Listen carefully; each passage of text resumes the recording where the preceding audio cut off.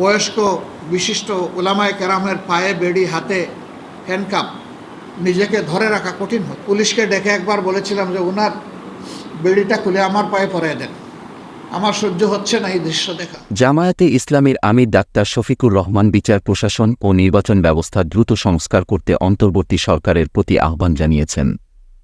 একটি গণমাধ্যমকে দেওয়া সাক্ষাৎকারে তিনি এ আহ্বান জানান।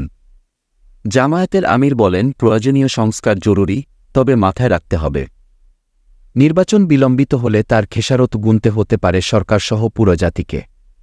জাতীয় স্বার্থে সব মত ও পথের মানুষকে দেশ গঠনে ঐক্যবদ্ধ হওয়ার আহ্বান জানিয়ে শফিকুর রহমান বলেন, সাম্য ও ন্যায়ের সমাজ প্রতিষ্ঠা করতে চায় জামায়াতে ইসলামী। গত ৫ আগস্ট ছাত্রজনতার গণঅভ্যুত্থানের মুখে প্রধানমন্ত্রীর পদ থেকে পদত্যাগ করে দেশ ছেড়ে ভারতে পালিয়ে যান শেখ হাসিনা। পতন হয় আওয়ামী দুঃশাসনের ১.৫ দশকের কালা অধ্যায়ের। তার ঠিক ৫ দিন আগে জামায়াতে ইসলামী নিষিদ্ধ করে সরকার।